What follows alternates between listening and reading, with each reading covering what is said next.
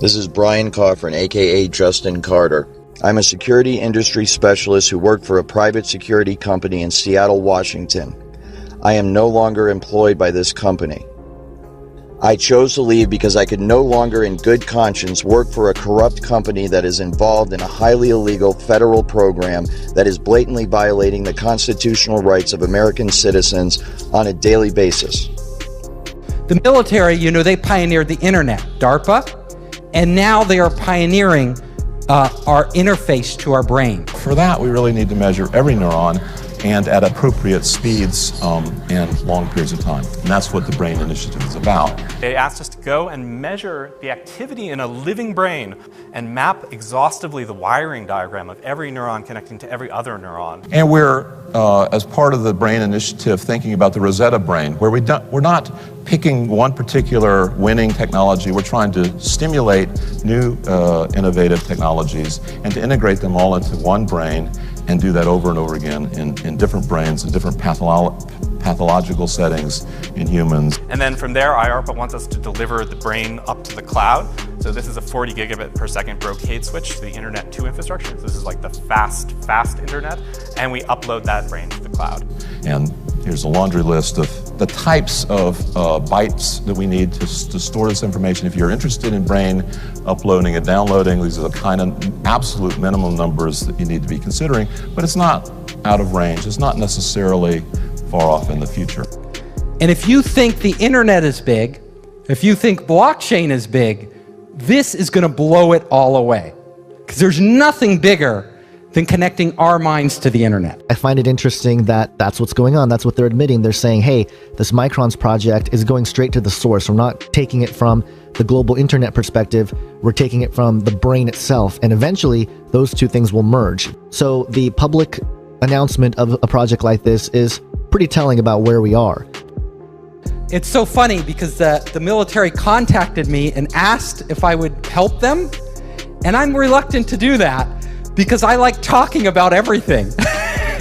And it would be top secret, whatever they told me. So it's like, I don't know. I have a lot of ideas, but I don't want to know what you're doing because I only want to know it's public. So this is public. But how they're doing it is not public. And the different applications for it on the battlefield are not public. It is with laws that protect whistleblowers in mind that I am choosing to make this information available to the public. By doing so, I hope to put pressure on those in power in this country to investigate those involved in this social engineering program and bring them to justice.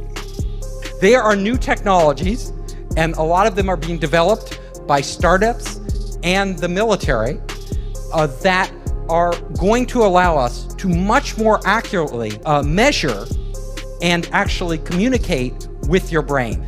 Now, the nice thing about this technology is it's non-invasive, meaning they don't have to crack open your skull and put a chip inside. The true way that this technology works is that a complete DNA profile is obtained from the target, from the individual, the targeted individual. And then this information, the DNA of the individual, is used to determine the resonant frequency of the DNA itself.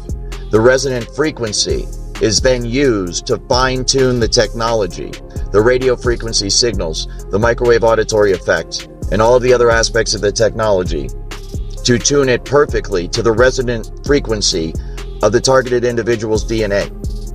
And they can read your thoughts verbatim as they occur within your own mind. We can generate an electronic signal that's characteristic for the DNA. This can read DNA from solution, and your blood is a solution, it's a liquid. We can decode it into a form that can be read by a computer. And in a way, you can think about DNA as digital information moving through a tube. Now, if we can tap into that tube, like a network, and we can read that information, we can intercept what's happening in people, you can make them an extension of the internet. I have a thermostat at home that's on my iPad. I can warm the house up before I get home. People call that the Internet of Things. We call this the Internet of Living Things. much like any information, biometric information, digital information can be susceptible. We know that genetic information and DNA sequencing information is highly sought after by adversaries. The memo says the kits could expose personal and genetic information and potentially create unintended security consequences and increased risk. It also says the data in the wrong hands could be used to conduct mass surveillance or to track individuals. There are many military applications for maintaining and using DNA data sets. There are new technologies that are coming out. Technology called biocoded directed energy. And that's a top secret thing that was developed. And what it is they get your DNA. Once they have your DNA, they take the DNA and they put your DNA code in a supercomputer. And in that supercomputer, they run algorithms that biocode electromagnetic transmissions so they bioresonate with your body. Once they've done that, they can transmit that from satellites or cell towers or aircraft or any number of ways, and that signal will only affect you and nobody else. In other words, everybody standing next to you is not going to hear the content because their receiver is not tuned to that bioresonance. There's a bioresonance to every individual, just like our fingerprint. Every person has an individual DNA, a different bioresonance. We knew we could put voices in group people's heads. What they did, and I know from the Russian translation, from Cheryl Welsh, from reading all her translated psychotronic stuff from Russia, that they figured out how to biocode these microwaves so that it can attack specific individuals. They basically analyze your DNA, and they then use supercomputers to encode the signals. And you basically convert DNA information into ionic information into computer information. So that's going from DNA to ions, but for the brain, we're interested in the opposite, going from ions to DNA. We have the ion channels that are going through the spiking, or in some cases, the non-spiking behavior. It's influencing the fidelity of the DNA polymerase so that the time series of the calcium, say, turns into a spatial series of changes in the DNA sequence, which you can then read out or compute on. All of us speak to ourselves in our head. It's strange that we have to communicate to ourselves by speaking, right? But we will just sit there talking to ourselves. So as we are talking, there's a certain pattern for every word we say. What they're doing is looking at the pattern in the brain, and then they're putting that into a database. You know, most of the words in the dictionary we don't say, but a subset of these words, actually a small subset, we use all the time. So if you can match the patterns in somebody's brain to the patterns in the database, you can literally start to read their mind. Every time a word comes up, you know it. Oh, that word came up for that individual. Now, will the patterns be identical in every person? Probably not, though the information will be stored in slightly different places. But it wouldn't take long for you to train a machine to read your mind. Now, that's just the beginning.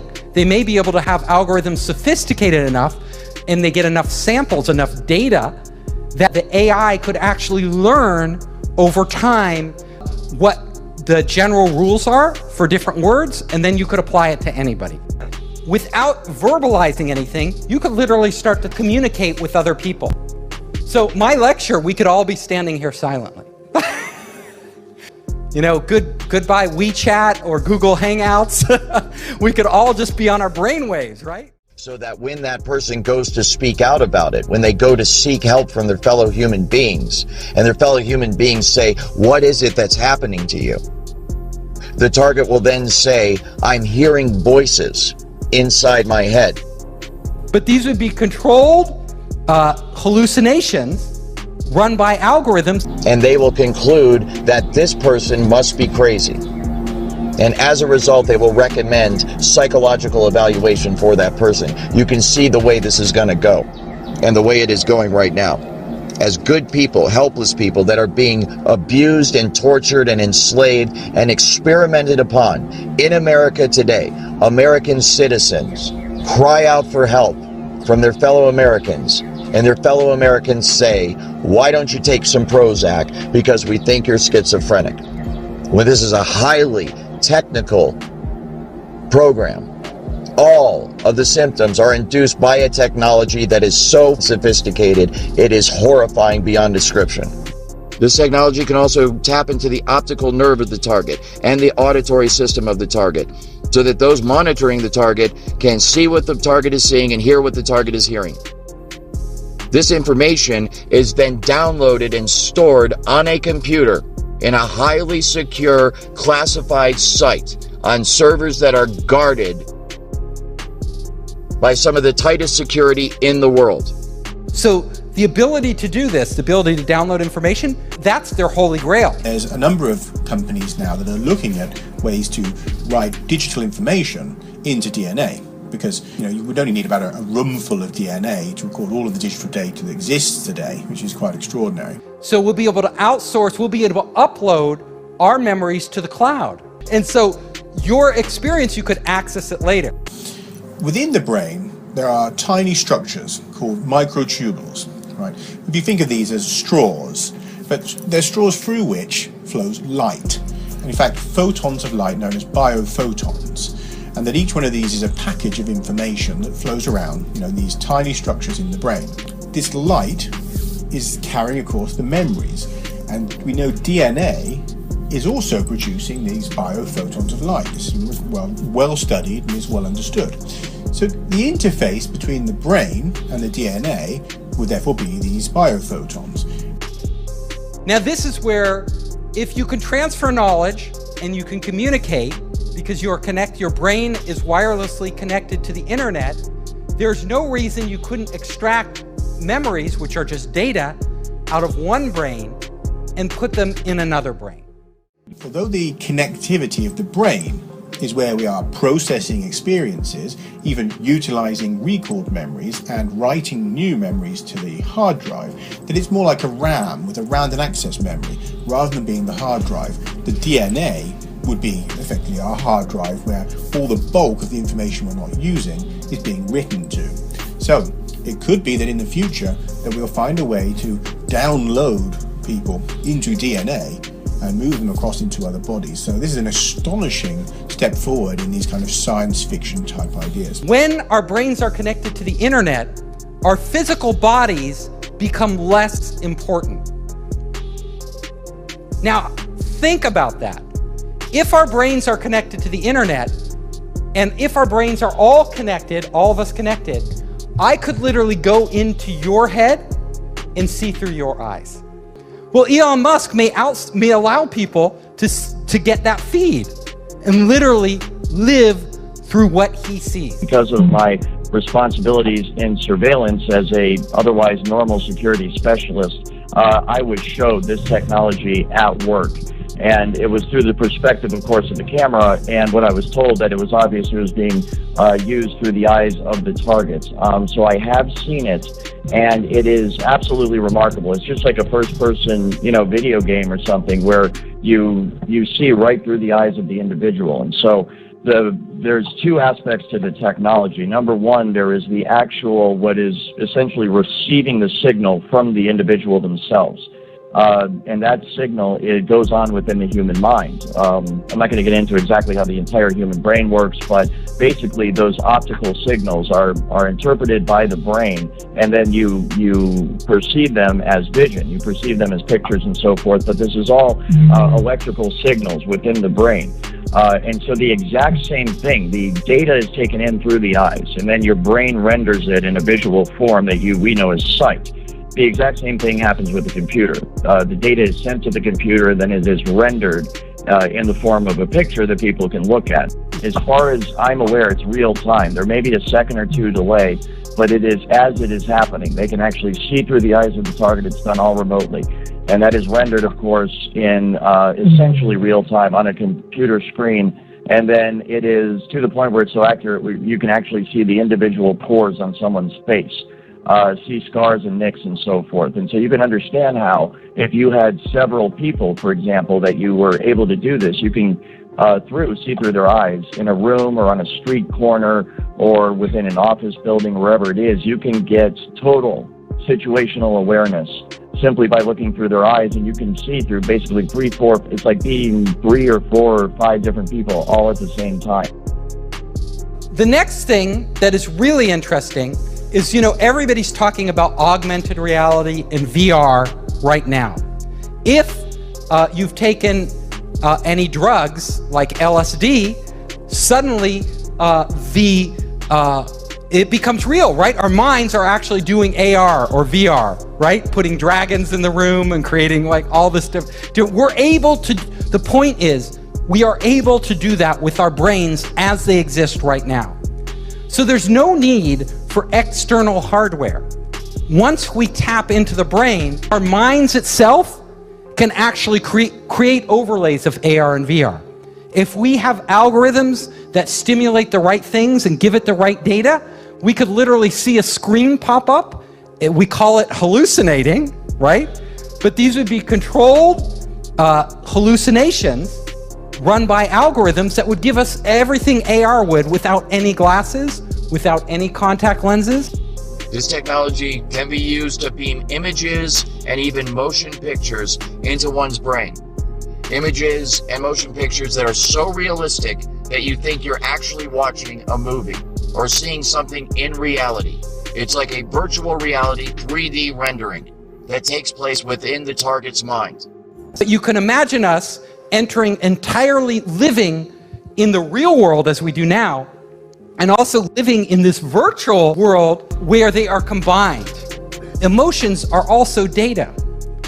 We could start literally to feel somebody else's pain.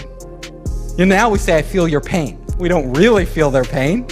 But in the future, we may actually really feel their pain. Like if they're sad, all of a sudden we could tap in, to your wife or girlfriend or boyfriend, and you could be like, oh my God, I feel your pain. I feel your anxiety, This technology can also be used to manipulate the emotions of the target. It can induce fear, love, hate. Like any technology, there are great things we could do, and then there are very horrible things that could result from it that are unanticipated. Now, if somebody hacks into your cell phone or your bank account, they can steal your identity. But it's not your real identity. It's more like your money. And that's bad enough, right? But if your brain is connected directly to the internet, then it will be real identity theft. They could take you. They could literally erase you. They could reprogram you in a way without you even knowing it. You think you're in control of your own will, but it's actually somebody else. It can literally stop your own thoughts from happening and replace them with other thoughts by sending thoughts to your head.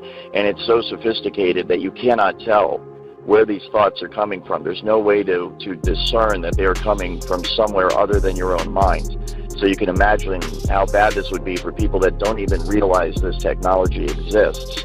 And they're having these thoughts, which they think are spontaneous, because being under the influence of this technology now, kind of having been on both sides of it, I am just amazed at the way it works. And I know that the thoughts that they beam into your head originate from the exact same place in your mind that your own natural thoughts originate from. So if I didn't know I was under the influence of this technology, then I would have no idea that anyone was influencing my thoughts at all. And that's exactly what it can be used for. It can be used to sway people in terms of their opinion, to make them go along with a certain agenda. It can be used to turn groups of people or individuals against each other for whatever purpose. And who do we trust with this technology? You're going to have technology that protects us. Technology which really doesn't exist today, and it has to be so foolproof, and we have to have so much faith in it that we're willing to open up our brains to that potential of being hacked. So, our future could go two ways, right? We could literally create heaven on earth. So we are all one giant being, and we are all working in unison, and we are experiencing these amazing things. Or it could be hell, where there's some evil AI or evil people controlling everything we do, and we're more like zombies, where we don't even know it. Like we think we're free, and we're not actually free. One of the things I'm concerned about is the person it's being used against will not know that this technology is being used against them. And that is one of my main concerns and one of the reasons why I want to bring more light to this technology and to this issue, because this technology could potentially be being used against tens to hundreds of millions of Americans every day, where they will not direct this technology at an individual, but create a general field of frequency in a geographical area so that everybody that within that geographical area is feeling the effects of the technology. It's more of a general application of the technology instead of an individual specific application of the technology. And it can all be done remotely. It's very much like the microchip kind of tracking the New World Order, this entire, control grid that's supposed to be rolled out against the American people someday. And I'm here to tell you that it's already here. It's so far advanced beyond what most people are aware of. It's truly mind-blowing.